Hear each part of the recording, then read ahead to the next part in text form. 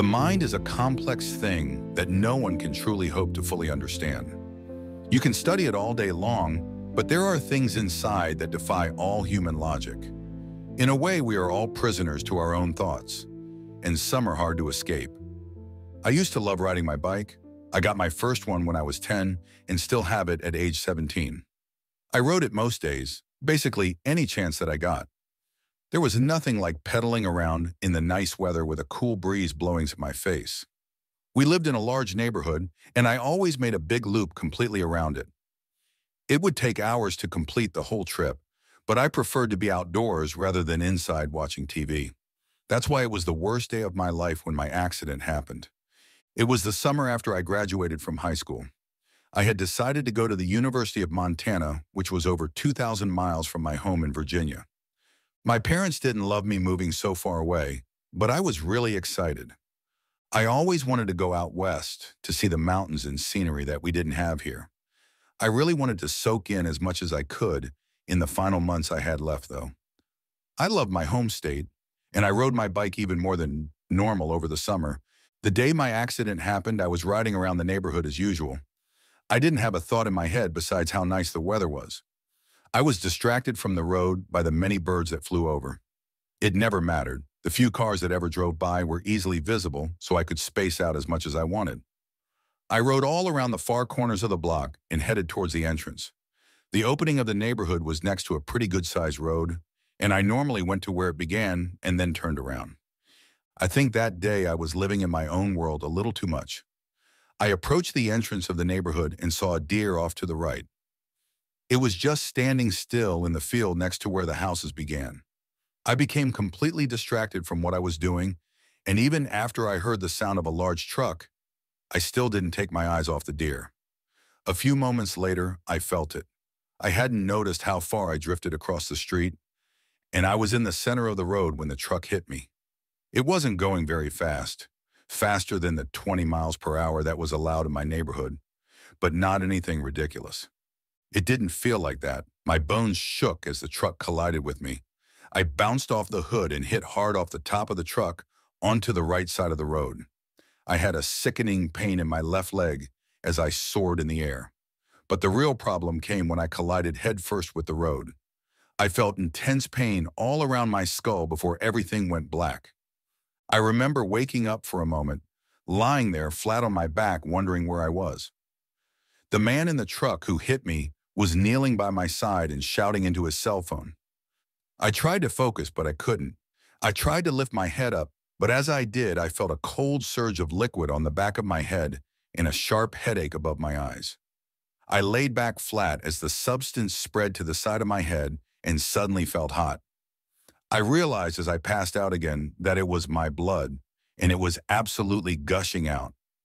I remember having a very strange dream. I was in total darkness. It was hard to tell I was even dreaming, but I was able to walk around, and I could put my hands on what felt like cold walls made out of stone. Even weirder, I could hear voices off in the distance that seemed to be having an argument of some kind. I just walked around in the dark for what felt like 10 minutes before the dream began to fade. When I woke up again, I was in the hospital. It had apparently been 7 hours, and as my surroundings came into focus, I remembered what had happened. I examined my body for injuries and saw clearly that my left leg was wrapped up and elevated. I assumed it was broken. At least nothing else appeared to be damaged. But as I reached towards my head, I felt bandages and a huge sting of pain. I winced and laid back down flat in the bed. Even though I'd only sat up for a moment, my head was absolutely pounding. A nurse rushed over and told me not to move. I laid my head down all the way and closed my eyes. Even having them open was very painful, and my brain throbbed worse than I ever could have imagined. I lay flat like that for hours, but I couldn't fall asleep. I wondered if I was going to be all right and how badly I was hurt. My family came in to visit, but I don't really even remember much from it, other than my sister grabbing my hand and my mom in tears, lightly rubbing my head. It was strange to see my sister so upset as she was 6 years younger than me, so we weren't very close. They left the room after what I assumed was a couple hours, but I have no idea how long it actually was. Once it got dark outside after what felt like days, I was finally able to drift into an uncomfortable sleep. That night, I had the most unique dream of my entire life. It felt like I was waking up. I only ever had that feeling when I was coming to from a night's rest. It just didn't feel like any dream I ever had. It wasn't blurry or distant, and my legs didn't feel like jelly. It literally felt like I was awake, but my leg and head didn't hurt. The previous dream gave me a similar feeling, but it was so dark I couldn't really tell what was going on. It was dim again all around me, and I still didn't know what to make of my surroundings. But there was light coming through this time, and I could see a few feet in front of me. When I turned to my right, I saw blue light breaking through the darkness, revealing that I was in a cave or tunnel of some kind. I followed the blue and stepped out of what I realized was, in fact, a cave. It was small and sat in the middle of a forest. There was a large flat rock lying to the side, as if it was a door of some kind that had been removed. I presumed that the last dream I had was in this same cave, but the door had been closed. As I walked out, I did a 360 and looked up at the treetops. It was unlike any forest I had ever been in, greener than any normal woods, and the ground was clean and tidy. No branches, leaves, or pine needles, which made it clear to me that I was dreaming. I don't know how to explain the feeling it gave me, but it was just so obvious the forest wasn't real by the color and cleanness. I looked down and noticed I was on a path that appeared to lead out of the trees. I followed it for about 100 feet until it opened up into a big clearing. The first thing that really caught my eye was the grass. It was bright green, just like the leaves on the trees. Like the trees, it too was a strange shade, like it was made out of plastic or something. It was so colorful that it felt like I was in a cartoon. It sounds funny, but the first thing I thought of was where the Teletubbies lived. The clearing had a big dip in the middle like a bowl, and there were flowers that surrounded it. Across from the clearing on a bit of an incline, I saw a house. I decided to walk across and check it out, as something about it just felt right, like I had previously lived there. I stepped out off of the path onto the grass and looked up at the sky. It gave me the same feeling as the grass and leaves. Bright and blue with a few clouds that appeared to be the exact same size and shape. The sun looked like someone had drawn it with crayons and had those cartoonish rays coming off of it. As I left the tree line behind, I expected to feel the sun's heat, but I didn't. The air felt nice, but the sun didn't seem to have much power at all. The grass was soft under my feet, and I noticed for the first time I was barefoot. I jumped around a bit, soaking in how soft it felt against my skin. It was so green that I almost expected to see paint on the bottom of my feet. After running around some, I turned my attention back to the house. I could make out more details now. It was white with a nice front porch and flowers planted in what looked like a garden a little to the side. It was weird because it wasn't like I had just sat down and laid out my dream home before. But when I saw it, I just knew it was perfect. Like it was in a place in my mind that I never accessed, but it possessed what would be the perfect home specifically for me. I walked down to the bottom of the valley and was surrounded by yellow and red flowers. I began up the hill and approached the front porch, and everything about it just felt so ideal. The windows even were perfect, and I saw two comfortable-looking chairs sitting on the large front porch. There was a garden on the right side of the porch, just like I had thought, with some blue and white flowers. I don't know flowers well, so I wasn't even sure what kind they were. But like everything else, they just felt right. "Hey man, where you been?" I almost jumped out of my skin as I heard a voice to my left. "Whoa, sorry, didn't mean to scare you, buddy." I caught my breath and turned to see who had spoken. It was strange. The voice felt so familiar. When I turned my gaze to the left, I wasn't sure how to react for a moment. I think anyone would have had a similar reaction because unless you're a twin or looking in a mirror, you could never lay your eyes on such a sight. It was me, except it wasn't. He looked like me, but if I was much skinnier and had sunken, dark eyes. His hair was lighter than my shade of dark brown, and he had a bit of 5 o'clock shadow going. I didn't even know what to say. Despite his appearance, he did at least look friendly. Hi." I could barely muster a response. "Dude, it's me, your cousin, remember?" As soon as he said it, I felt dumb. I couldn't quite put my finger on which cousin he was, but I had a lot, and there were many I hadn't seen for years. He did feel familiar and obviously looked like me, So cousin made a lot of sense. "Oh, hey, how have you been?" He chuckled to himself some. "I'm good, man. I should really be asking you that. After all, you're the one who's dreaming of me." It had completely slipped my mind that I was asleep and dreaming, but as soon as he said it, everything came back. I was in the hospital, I had hurt my head, and I was asleep right now. As it occurred to me, the dream began to slip away. I felt myself going in and out of consciousness. Before I fully woke up, he said one last thing to me. "See you soon, pal." I blinked my eyes and was back in the hospital with my family surrounding me. I forgot about the dream almost immediately, and the next couple of nights, I didn't have any. After another 5 days passed, my family was able to take me home to my relief. They turned my bedroom into my own personal hospital room and brought the TV from the den in so I could watch television in bed. It was going to be a while until my leg healed, months at least. My head still hurt a lot, and I had some sharp headaches, but it seemed to be improving a bit. The only thing that was odd was I had what I would call weird thoughts. I don't know a better way to put it honestly. I just thought about things, people, and places that I didn't really care about normally. It was weird, but those thoughts didn't exactly worry me. The ones that did were when my mom brought lunch later than normal, or my sister was talking on the phone too loud in her bedroom. I restrained myself from saying anything, but to my surprise, thoughts of harming them crossed my mind. I knew it had to be due to my injury, but it still scared me. I loved my family so much and they hadn't done anything wrong. But I couldn't help the thoughts. It was like they weren't even mine. I worried about it a lot as everything else seemed to be improving. I was able to calm myself down some at least. Even though I had those thoughts, I could stop myself from saying anything or acting on them. I knew too my head injury was pretty serious. I tried to keep that in mind since it was clearly the reason for the horrible thoughts. My days were long and boring, and I began to get very restless. A little under a week in the hospital and now a week at home had me wishing for the escape of my bike. Night set in, and I was grateful to have gotten past the melancholy of late afternoon.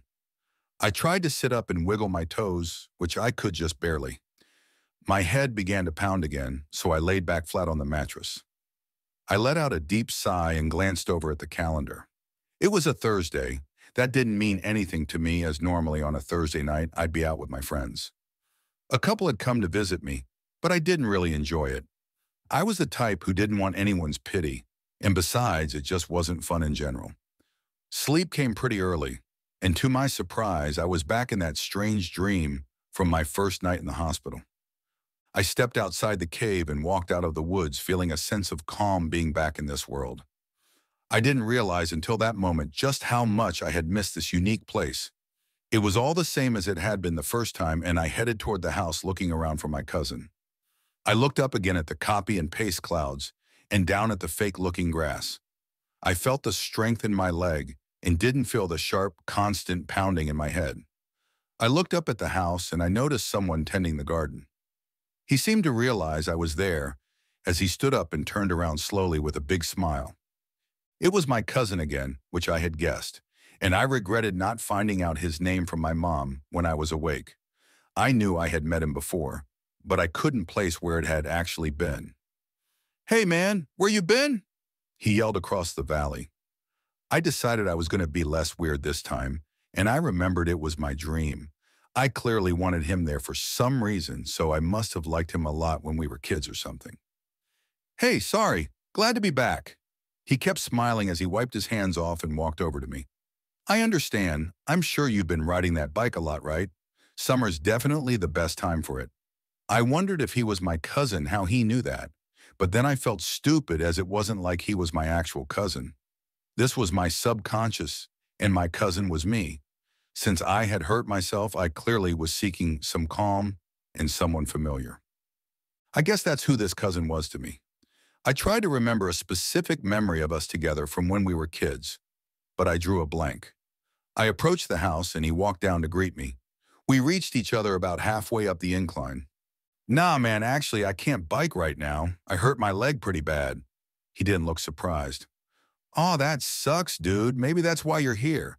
You need something to take your mind off of it." That was it. What he said made total sense. "For sure. Well, what is there to do here?" He smiled. Oh, so much. I got to warn you, though. It's all like kid stuff. No TV or anything. Before I could say, I was cool with that, he took the words right out of my mouth. You won't need it. You kind of feel like a kid again here, if that makes sense. Like playing tag or looking at flowers is all I need to be happy. I totally agreed. I didn't even want to watch TV or play video games. I wanted nothing more than to work on the garden or explore the forest. I'd be down to work on the garden. My eyes rose up to the front door of the house. It was black, which really stood out against everything else here. Something about it just felt off too, but I couldn't put my finger on what exactly. We tended the lush flowers for what felt like hours, planting new ones and watering old ones. I enjoyed it more than anything since I had gotten injured. I was so disappointed when I heard my mom's voice breaking through the dream. I felt myself go in and out of consciousness.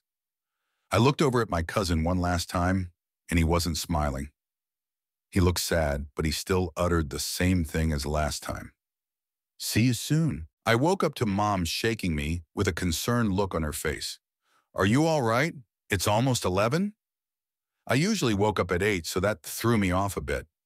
I understood why she was worried, as with my head injury, I'm sure a potential coma was always on a mother's mind. The doctor said there was no risk of that anymore, but I understood not exactly counting on that. Yeah, Mom, I'm good. I was just tired. I began to feel annoyed at her for some reason.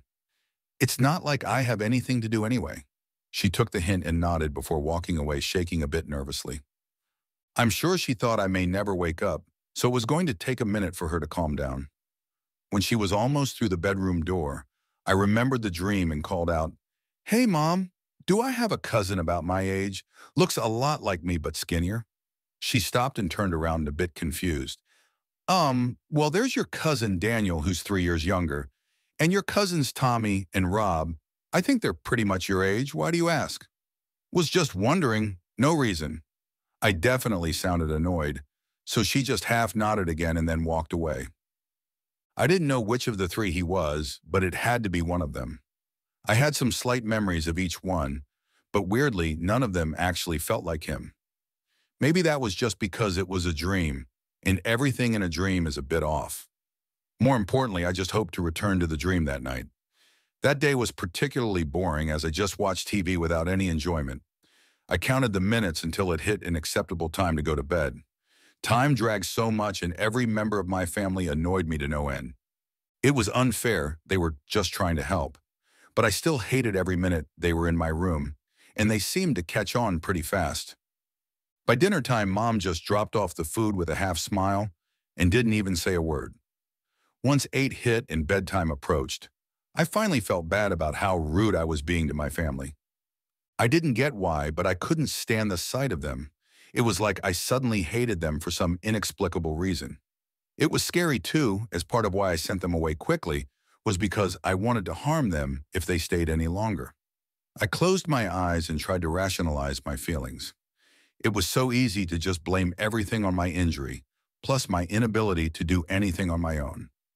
That had to be why. There was nothing else it could be. I kept myself up until 9 and then I shut the TV off. I had a hard time falling asleep as due to lack of exercise, I never felt that tired. I eventually drifted off, and to my delight, I woke up in the cave again. I took my time walking out of the forest, really soaking in my surroundings and marveling at the beauty of the trees. I stepped out into the crisp grass and felt the slightly warm embrace of the bright blue sky. I wondered if it was ever cloudy here, but I assumed probably not. I saw my cousin in the garden again, and his face lit up when he noticed me.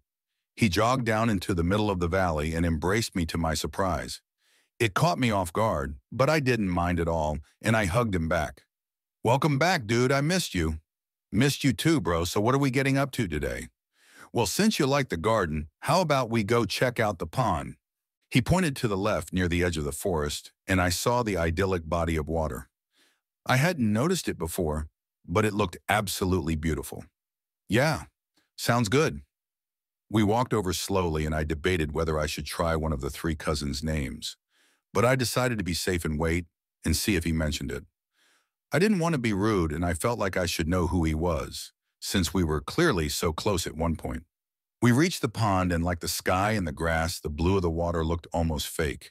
like picturesque from a painting, a color that nothing in real life could achieve. We looked at it for a few minutes and then walked around its borders, admiring the calm water. I felt so at ease staring at it, I didn't want to be anywhere else. After what felt like 20 minutes of walking around the pond and soaking in its majesty, we decided to head up to the house so I could finally check it out. To my absolute horror and annoyance, I felt my body beginning to wake up again. I tried to force myself to stay asleep, but I could tell I had no power over it. I looked at my cousin as he also realized that I was waking up. Once again, he simply said, "See you soon." I woke up ready to scold whoever had caused me to leave my paradise. But to my surprise, I must have just gotten up on my own account. There was no one there, and it was around 9 in the morning. I stretched some and thought about my dream. I couldn't explain it, but it really did feel like my ideal, calm, happy place. I just felt so at peace there, relaxed and at ease. Nothing in the real world could replace how I felt in my dream world. Mom came in to check on me about 5 minutes later and put my breakfast on the table next to me. I debated shoving her into the wall as she did. I had to fight against my own body, but I resisted the foreign strong urge to do so. She left the room without saying much, and I sat back trying to remember how much I loved my family. For the next 6 hours, no one came into the room except for Mom again, who just dropped off lunch and only asked if I was all right. My dad came in later and tried to talk, but I mostly ignored him. I just wanted to be asleep. It seemed like my head was doing better, but my thoughts contradicted that feeling. I felt like I hated my family. I didn't, of course. But my brain suggested to me that I did. It made me want to sleep even more as rest helps everything, and I wanted my head to heal quicker. I really couldn't take the grim thoughts anymore. Once the clock hit 8, I calmed down some, as knowing sleep was coming soon really put me at ease. Mom had dropped off dinner around 7 but didn't say much. I figured my family was talking about how difficult I was being. I hated the thought of them talking about me in detail without being able to defend myself. But I didn't really blame them. I knew I had to be so frustrating, and I'm sure they wondered what they had done that I was so mad about. I decided to call it a day even earlier, a little before 9. I shut the lights off and laid down on my pillow. I wanted rest, to sleep, to be in that magical place and allow my brain to heal. Thankfully, not only did I fall asleep pretty quick, but I returned to my perfect dream. I found myself in the cave and with a smile walked down the path, approaching the gorgeous green and blue that lay ahead. I noticed for the first time there weren't any animals in the woods, and there hadn't been any ducks or fish in the pond. It seemed weird, but maybe to me, my perfect oasis didn't have animals. I certainly didn't love any, so that didn't sound too far-fetched. I always felt like I should, but even dogs and cats didn't do much for me. And maybe on some level, the deer being the cause of my accident made me subconsciously have an issue with all animals. I reached the tree line and with a happy sigh stepped out onto that now familiar grass. I took in a deep breath and let the pleasant air fill my lungs. I closed my eyes and just stood there like that, breathing in and out slowly, trying to savor every moment I had in this oasis. I hated that I had no control over when I woke up, and I had no idea how much time was actually passing. But maybe that's what made it so perfect, that it was fleeting, and no matter what I did, it wasn't going to last forever. "Hey, you're back." I was starting to worry. I smiled before I even opened my eyes as I welcomed my cousin's voice. He was standing by the garden again, and he waved me over. I began to head across the lush field, wondering what we were going to do that night. The garden or pond sounded solid, but doing something new seemed even better. I just wanted to explore this place. After all, on some level, I created all of it. I wanted to see every little thing, every blade of grass, and every colorful flower. I reached the front porch after a nice slow walk, admiring the clouds. "Hey, bud, how's it going?" He greeted me. "Good dude, how about you?" I felt so comfortable with him, and I decided I was going to figure out who he was in real life. Clearly, he meant a lot to me, and I felt guilty that I couldn't even find out which cousin he was. "So, pal, what do you want to do today?" He put his hand on my shoulder as he spoke. His hands were so bony, I was almost concerned by how skinny he was. I'm not sure, whatever you think. Well, he turned towards the front door. We could check out the house if you wanted. I had almost forgotten about the house. It was so easy to get caught up in everything else. Once he said it, I wanted nothing more than to see what the inside looked like, what I in my mind thought the perfect house should be. Yeah, that sounds great. He smiled and ushered me up the front steps. I moved out in front of him and examined the black front door. It was larger than a normal door, and the black color really stood out against the bright surroundings. As I approached it, I realized there was no handle. Oh yeah, that door's just for show. It's actually a really crazy entrance. He stepped in front of me and pulled on the left side of the door. To my amazement, it slid off the frame, and he leaned it up against the wall. When I turned back to where the door had been, I saw myself staring back. It took me a moment to figure out that I was looking at a mirror, a door-shaped mirror that sat perfectly where the old door had been. There still wasn't a handle on it, so I wasn't any less confused. Yeah, it's pretty nuts. He stepped over to the mirror and stuck his hand towards it. To my shock, his arm disappeared through the glass as if it wasn't even there. You actually have to step right through the mirror. It's pretty weird, but kind of cool. I had to agree with that. It felt like a portal or something. So just like step right through it? I was still a bit scared I was going to hit my head off the glass. Yeah, it holds its shape, but you can pass right through it. Just step into it like you would a wide open door. I nodded and turned back to the glass. It was a really weird feeling to look at myself in a doorframe, and I felt a weird sense of dread. I trusted what my cousin had said, so I brushed it aside. I took one last deep breath before I put my leg through the glass, and then the rest of my body followed. It felt like pushing through a foot of water, and before I knew it, I was on the inside of the house. It really did feel just like water, but I wasn't wet at all. I hadn't even finished marveling about how strange of a sensation it was before I noticed the interior of the house. It was perfect as I suspected, everything laid out the exact way I never knew I always wanted it to be. The living room was to my right, facing away from the door, the stairs to the second floor were directly ahead, and the kitchen was to the left. Everything I saw was just like how I would have wanted it. I never once in my life thought about how I would furnish my perfect house, but I knew immediately that this was it. I smiled to myself and turned back to the door waiting for my cousin to join me. I was a bit startled when I saw this side of the mirror door. It didn't reflect the inside of the house, it was just pitch black glass. A perfect rectangle of darkness, and I wondered why my cousin hadn't come through it yet.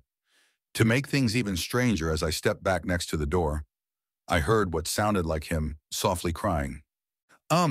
Hey dude, are you coming?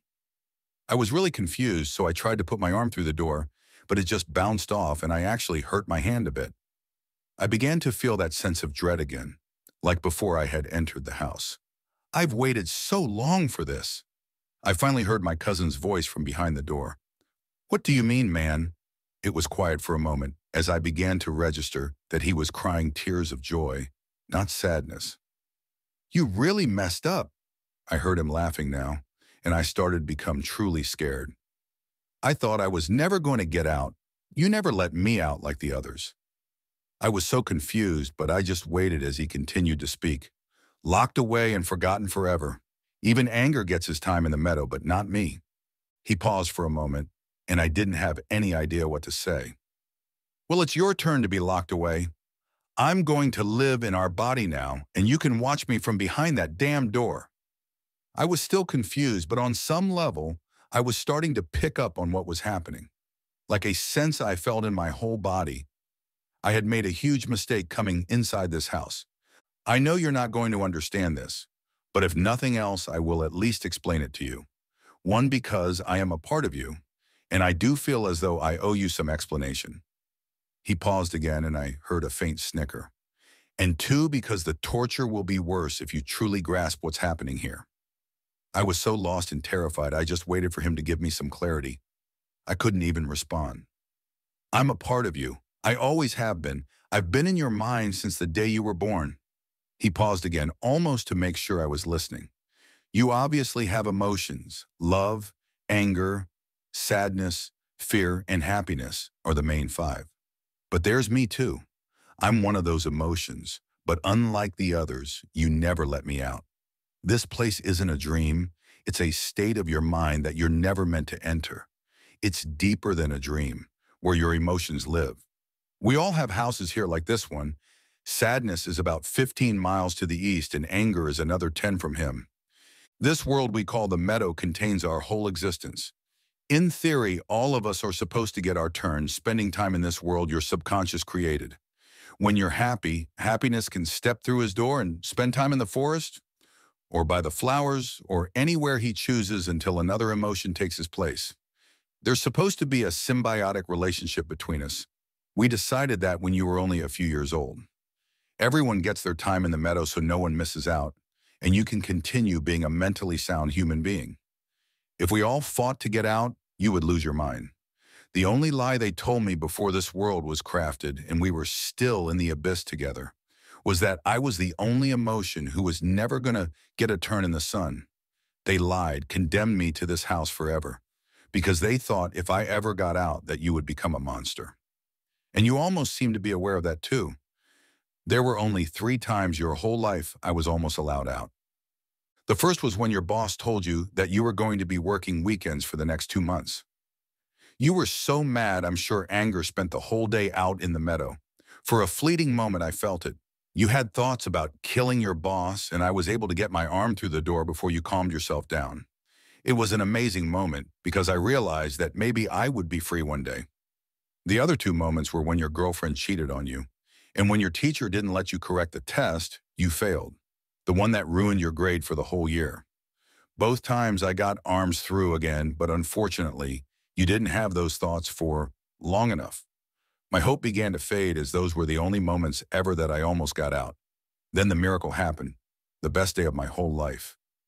I just listened in awe as he continued. I was sitting on the couch, half watching the world through your eyes, and half just contemplating my existence. But then it was like a hurricane suddenly appeared, and I saw you had been hit by a truck. As you connected with the ground, the glass of the door shattered, and I saw the sunshine of the meadow for the first time ever.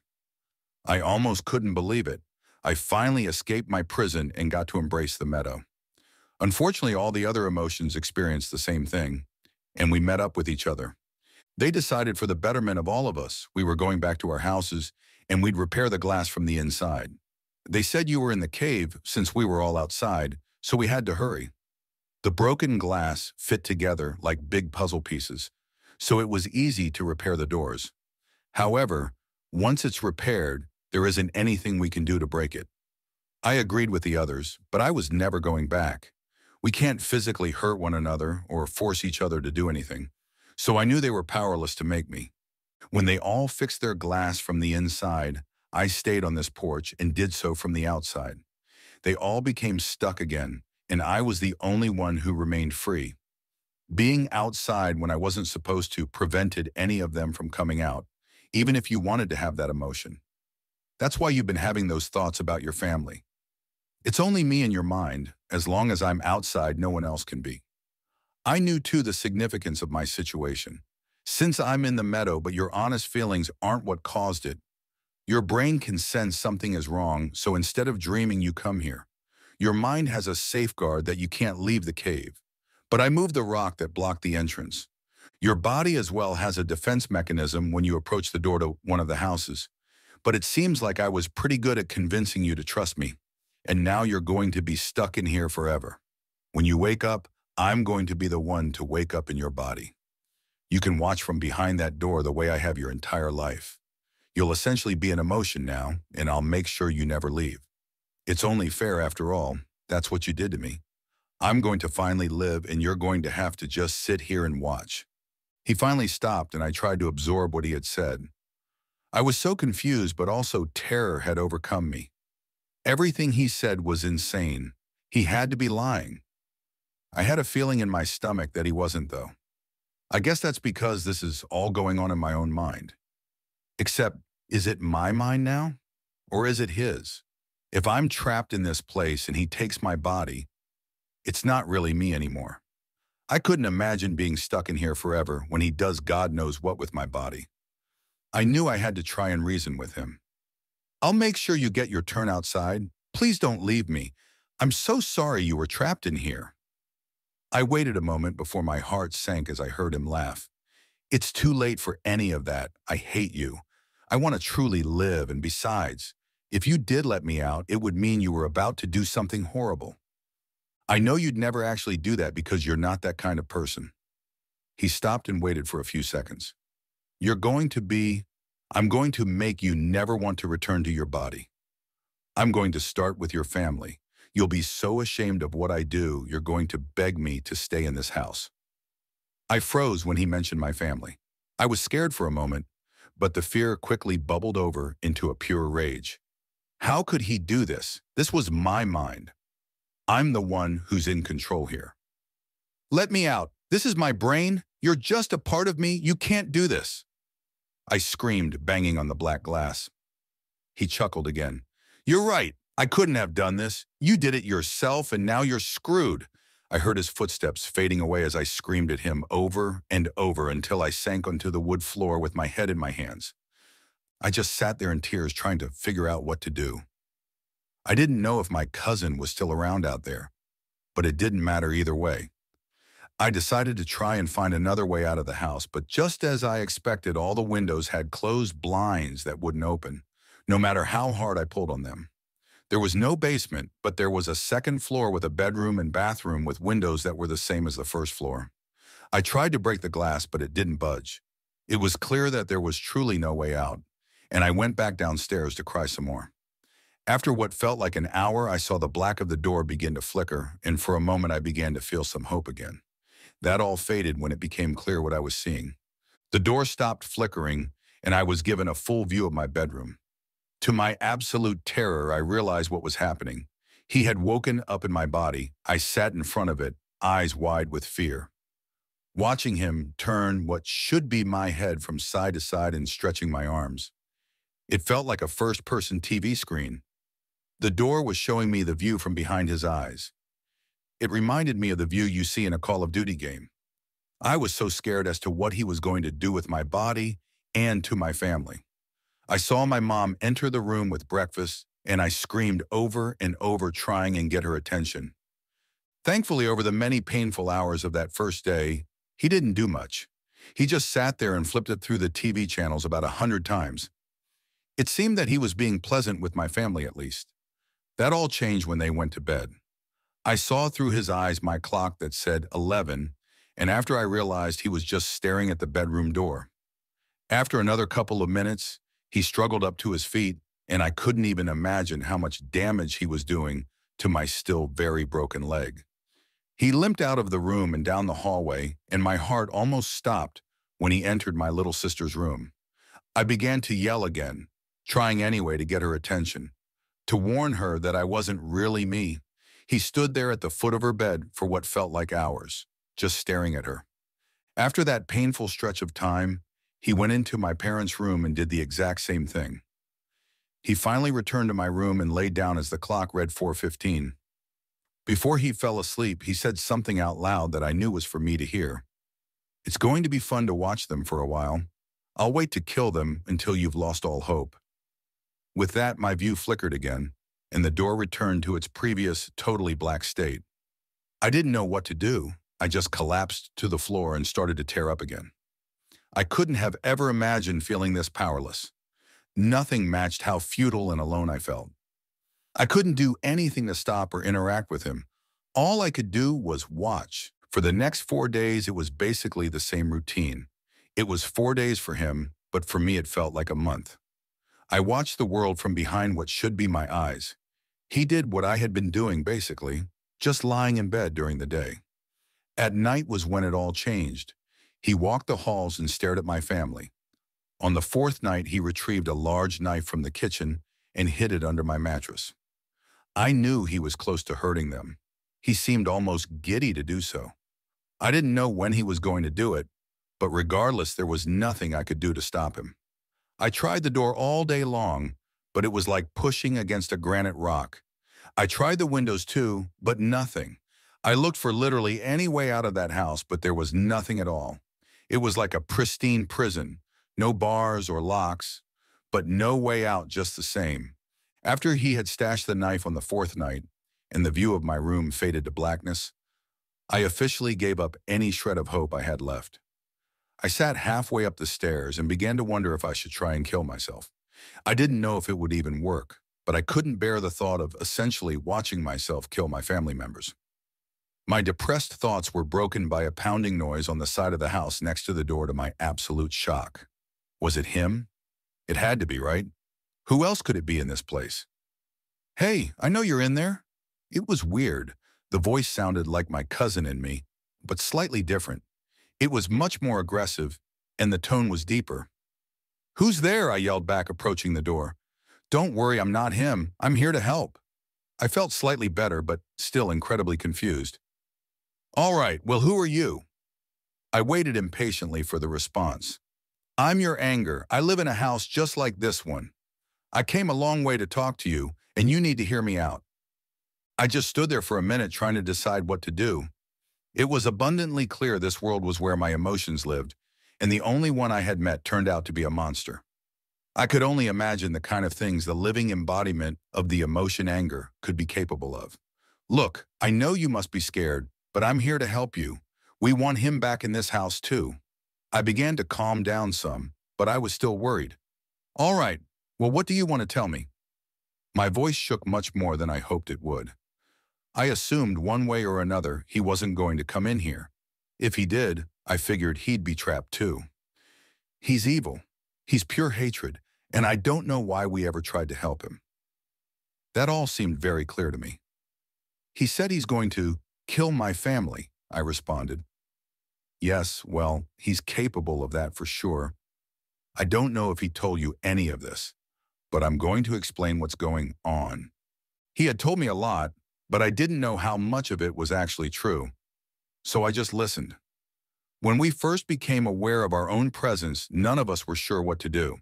There were 6 of us in a totally dark world.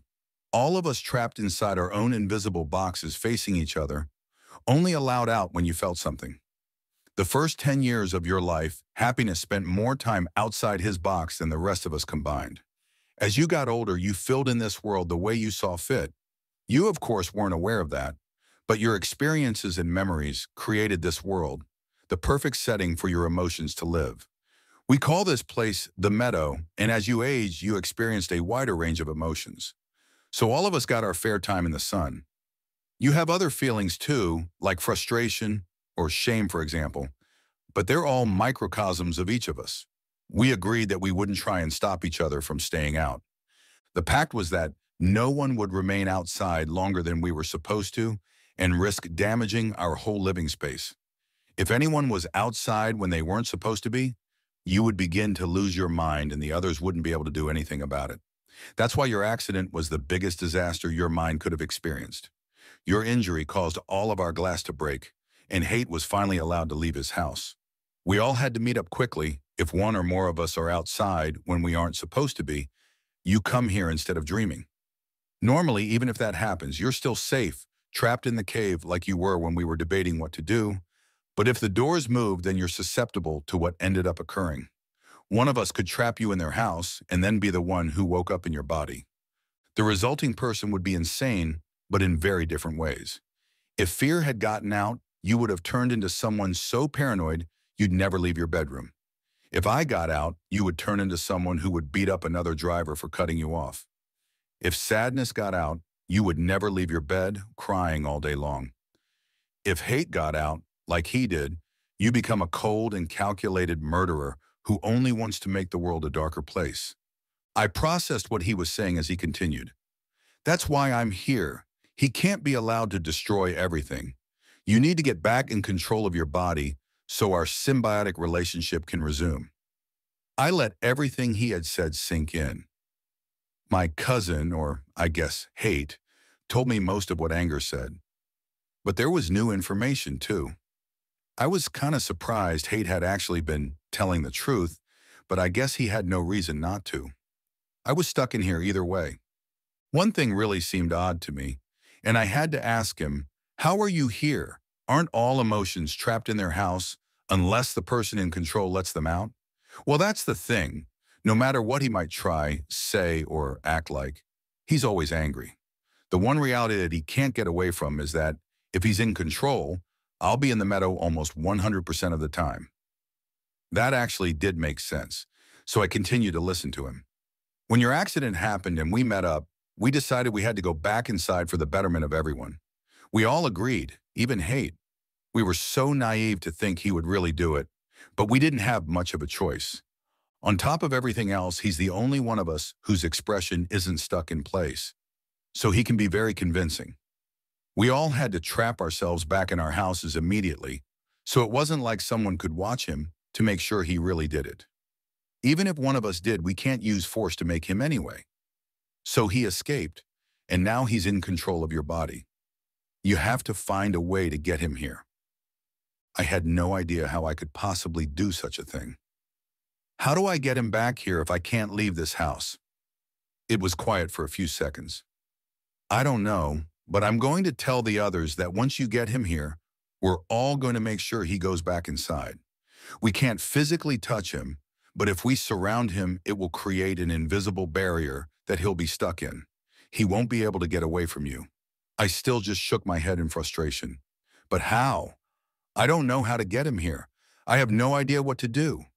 It was quiet for even longer, and I assumed he was thinking. The way he got out in the first place is you hurt your head, which broke the glass. You need to find a way to break the glass, and then we'll have a chance to stop him. I racked my brain in trying to think of any way I could break the door. I can't damage it in any way. How do I break it? Look, I have to tell the others while I still can, so you need to figure it out. I felt so frustrated I didn't have any idea what I could do.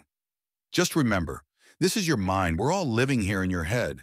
If he loses his balance, he might fall and knock himself out, maybe even into a coma. Try and find a way to unbalance him. That's all I can suggest. I absorbed what he said and thought about what I could do. I trust that you'll find a way. We're all counting on you. Hopefully, I'll see you again out in the meadow. With that, I heard his footsteps fading away and I sat down on the steps thinking deeply about my options. Then he yelled one last thing. If you hurt your head again, you may not wake up. You'll be stuck here until the meadow decays. But you'll be able to save your family. I know that matters more to you. The footsteps continued, and then it became dead silent. I scrambled to think of anything I could possibly do to get out of the house. Like Anger said, I needed to think of a way for him to lose his balance. But what could I do? I was in here and didn't seem to have any control over what happened to my body in the real world. I tried frantically to think of something and began to panic as I knew he had to wake up soon. To my horror, the door began to flicker, and it was clear that he was now awake. I freaked out as any minute he could hurt my family. He didn't do anything for most of the day. He went through the same routine as normal, and after dinner, he was still just lying in bed. I was at a loss as to what I could do, but I felt a sense of urgency when night hit. The clock read 8:30, and he reached under the mattress to make sure the knife was still there. I banged on the door screaming, but I knew it was dumb and useless. At about 11, he pulled out the knife and placed it on my bedside table. As he did, he slid the clock over to make room for it. Even just that made me mad, as I had my clock in a very specific part of my table, and everyone in my family knew not to mess with it. To reaffirm all my fears, I heard him speak out loud. Tonight's the night. I hope you're watching in there. This is my body now, and I'm never giving it up. Don't worry, after I do this, I'm going to travel the world. I know that's something you've always dreamed of. I'll give you that. You can watch me live my new life. I was frozen, any shred of hope draining from me. He was quiet for a moment before he said one last thing. That's more than you've ever given me. He then turned away from the clock and shut the lights off. I tried to yell at him, but I stopped pretty quick. He couldn't hear me. Right before I totally gave up, I remembered something I had just seen. When he placed the knife on the table, he had to move the clock. It bothered me on a deep level because it's one of those small things that can set someone off. I turned to the living room and saw the couch and two armchairs that faced the fireplace. I couldn't leave here, but I could interact and move things that were inside. Everything was laid out the way my subconscious wanted it to be. So what would happen if I moved it? Would it throw off my brain and cause some kind of issue? I was, after all, still in my own mind, and maybe if I caused a dramatic change, it would affect him in the real world. Anger had used the word unbalance.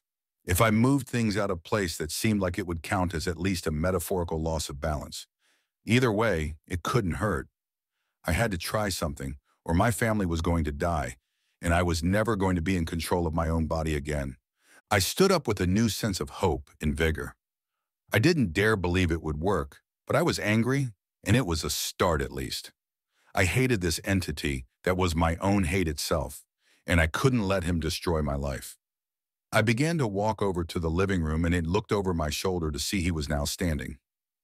My left leg was the one that was broken, and when I faced the door, the living room was to the left of me. So that was the side of the house I was going to push everything towards. He reached back over to the table and picked up the knife. I knew I was running out of time, and I shoved the couch as hard as I could. It was heavy and hard to move, but I put everything I had into the push, and it finally budged. It slowly slid to the fireplace, and I slid both chairs over next. Just then, I noticed for the slightest second, he seemed to stumble some. It could have just been due to my broken leg, but it was enough for me to hope. I went to the kitchen and carried the microwave into the living room and placed it onto the couch, along with all the cups, plates, and silverware. It was funny there were eating utensils as there was no food and I hadn't felt hungry once. Everything I could get my hands on, I grabbed and placed on the far side of the house. I looked back at the door and he seemed to be tilting over to the left, and I realized it was working. I frantically scanned the house for anything else to move. He was clearly off balance, but he wasn't down yet, and he limped out of my bedroom into the hallway. I remembered the bed upstairs and I raced up the steps, almost falling in the process. I ran into the bedroom and pulled on the bed as hard as I could, barely able to move it.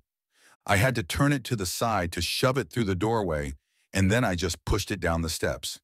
It bounced off the front door and laid flat at the bottom of the stairs. From downstairs through the door, I heard him say, "Hey, what are you doing in there?" I ran down the steps and almost fell again. I saw on the screen the view of my sister sleeping and the knife raised.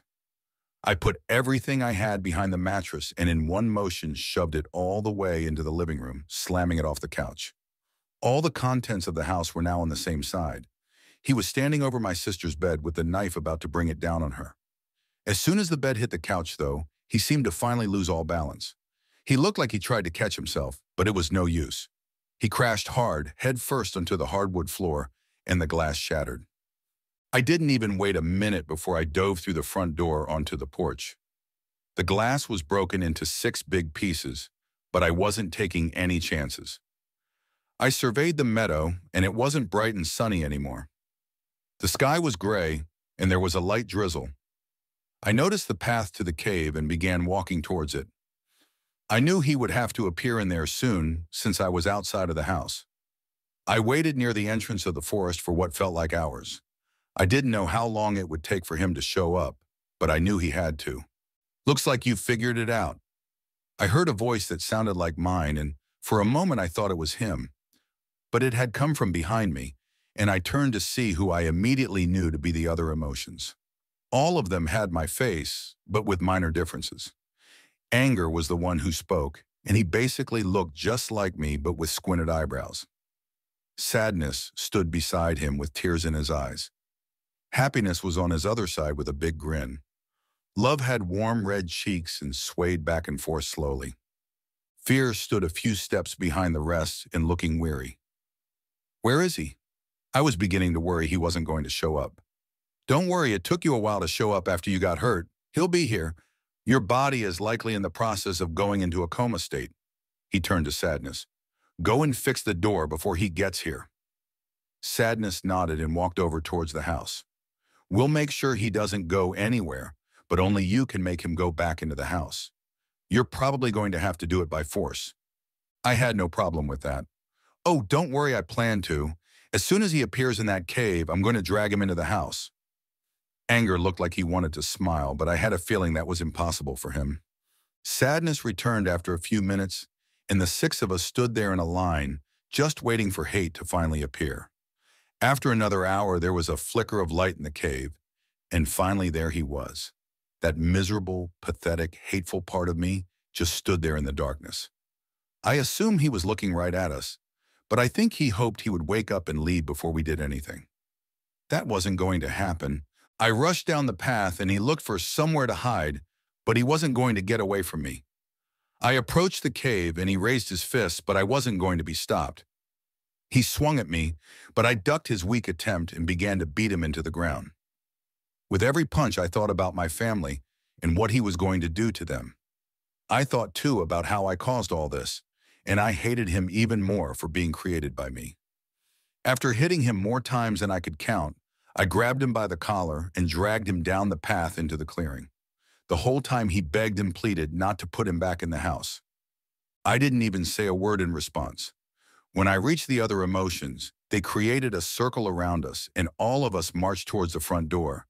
He clawed against the ground. He begged everyone not to put him in there, but just like me, none of them said a word. I reached the porch and the others stopped in front of it. I pulled him up to his feet right in front of the newly repaired door. "You're a monster, and you're going to be in here forever." He frantically tried to reason with me. "Please don't. I can't. I'm only like this because of you." I didn't feel any mercy. I just despised myself for creating this embodiment of my own hate. Without another word, I shoved him through the front door, and he passed back into his prison. I felt a huge sense of relief rush over me as I turned back to the other emotions. Anger nodded at me in an approving way, and the five of them began walking away, back to their respective houses, I assumed. I let out a large sigh as the sun began to come out again from behind the dark clouds. I started away from the front porch before I heard Hate's voice one more time. He wasn't begging or pleading anymore. He sounded full of rage. "Just remember, anytime you feel spiteful or want someone to die or hurt that broken head of yours, I'll be back. You can never truly get rid of me because I'll always be a part of you. All it'll take is one mistake." He started laughing and I debated answering him. There was no point in responding though. It was like arguing with myself. I was weary, as he was right. I had to be more careful the rest of my life. I remembered too that I had just hit my head again after already sustaining a bad head injury. And like Anger said, I may never wake up. That was all right, as long as he couldn't hurt my family. I was in the meadow for a long time before I felt myself coming to, thankfully, once again in a hospital bed. I apparently had been unconscious for 3 weeks, and the doctors were worried I was never going to wake up. My family was so relieved I was awake that no one really even asked why I'd been in my sister's room with a knife. When they finally did, I just claimed I couldn't remember what I was doing, but I apologized profusely. They all forgave me. They were just happy I was all right, and I was just happy that I hadn't hurt any of them. I'm still in the hospital, but hopefully I'm going to be able to go home soon. I haven't returned to the meadow since, but I assume happiness has had a lot of time outside since I have a newfound respect for the life I have. I do hope I never go back there. Even though it's beautiful, I know now that it is somewhere I don't belong. The mind is a complex thing. There's so much in there we don't understand. The only thing I can do is try and be as positive and kind as possible. There is a place for sadness and anger, and even fear, but hate is a foul emotion that should be kept locked away from the real world. I have grown to pity him some, as I am after all the one who created him. But I still can't ever let him out. He is evil and will have to watch me live my life without hope of ever leaving that house. I'm going to be careful about not hurting my head again. I'm likely going to have a lot of problems, but I'm not too worried about that. I'm just glad to be alive, and hopefully I'll be able to ride my bike again someday. I have to admit, despite my positivity, I feel different than I used to. It's like I can feel him in my bones.